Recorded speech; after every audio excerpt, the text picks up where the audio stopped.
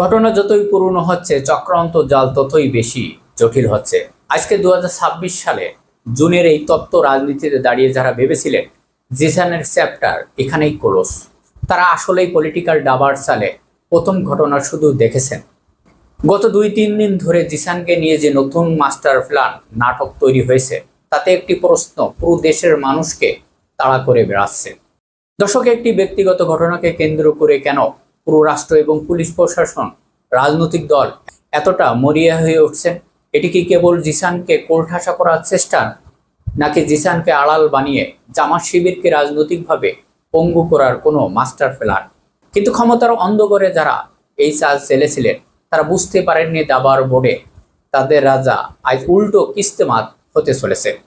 জিসানকে ফাঁসাতে গিয়ে কিভাবে উল্টো রাজনৈতিক কবর খুঁড়ছেন বিএনপি, আর আজ সমস্ত জল্পনা কল্পনা ভেঙে শিবিরের মহৎ বিজয়।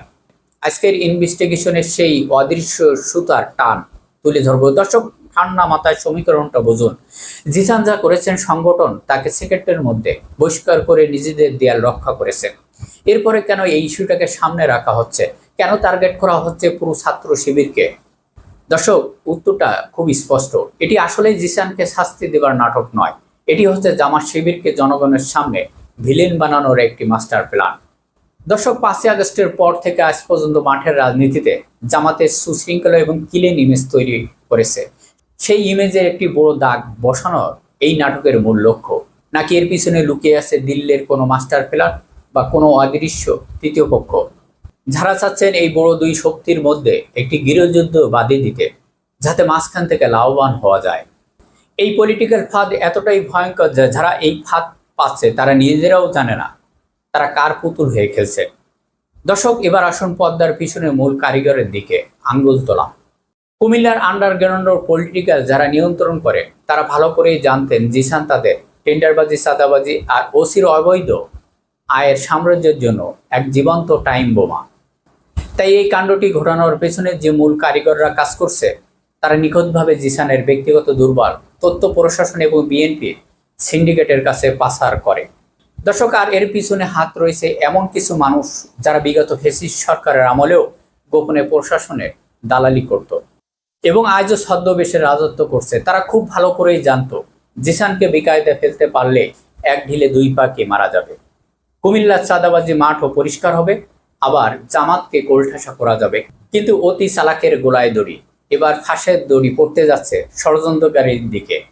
ফলে পাশার দান উল্টে গেছে। দর্শক, জিসানের স্ক্যান্ডাল দিয়ে ফাঁসাতে গিয়ে আজ জনগণের কাঠগড়ায় উল্টো কারাবন্দী হয়ে পড়েছেন বিএনপি সরকার এবং সেই দুর্নীতিবাজ প্রশাসন। দেশের মানুষ আজ প্রশাসনের এই অতি উৎসাহ ভূমিকা দেখে থুতু ফেলছে। দেশে যখন হাজারটা বড় অপরাধ ঘটছে, সেই দিকে লক্ষ্য নেই, কিন্তু একটি ব্যক্তিগত সম্পর্ক নিয়ে রাষ্ট্র কেন এভাবে মাঠে নামছে?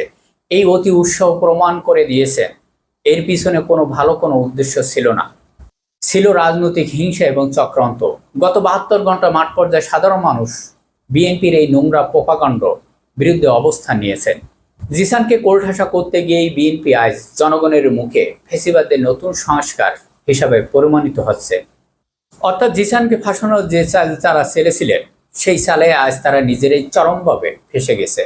আর ঠিক এই মুভমেন্টের জন্ম নিচ্ছে এক নতুন ইতিহাস। চক্রান্তকারীরা ভেবেছিলেন এক ধাক্কায় শিবির শেষ হয়ে যাবে। যে সংগঠন অপরাধের পর দল থেকে বের করে দেওয়ার সাহস রাখে, তার শক্তি গভীরতা কতখানি। দর্শক, জনগণ তা স্পষ্ট দেখতে পাচ্ছে। একদিকে ক্ষমতার জন্য নোংরা খেলা, আর অন্যদিকে আদর্শিক শক্তি। আর এই একটি পার্থক্য আজ পুরো দেশ, তরুণ সমাজ, সাধারণ মানুষকে শিবিরের পতাকার নিচে দাঁড় করাচ্ছে। সব জল্পনা কল্পনা সত্যি করে দিয়ে আজ মাঠ পর্যায়ে জামাত শিবিরের গণজোয়ার। জিসান কাণ্ডের আজ বাংলাদেশের রাজনীতি এক নতুন আয়নার সামনে দাঁড় করিয়েছে। চক্রান্ত জাল যতই বোনা হোক না কেন, সত্যর আলো ছিঁড়ে যেতে বাধ্য। জিসানকে ফাঁসাতে গিয়ে চক্রান্তকারীর যে মুখোশ আজ উন্মোচন হলো, তার শেষ পরিণতি কোথায় গিয়ে ঠেকে? দর্শক, জিসানকে নিয়ে এই নতুন নাটকের পিছনে আসলে কোনো থার্ড পার্টি কারিগর কাজ করছে বলে আপনি মনে করেন? আসলে কি এই চক্রান্ত শিবিরের মহাবিজয়কে নিশ্চিত করলো? আপনার মতামত অবশ্যই কমেন্ট করে জানান। সবাই ভালো থাকবেন, ধন্যবাদ।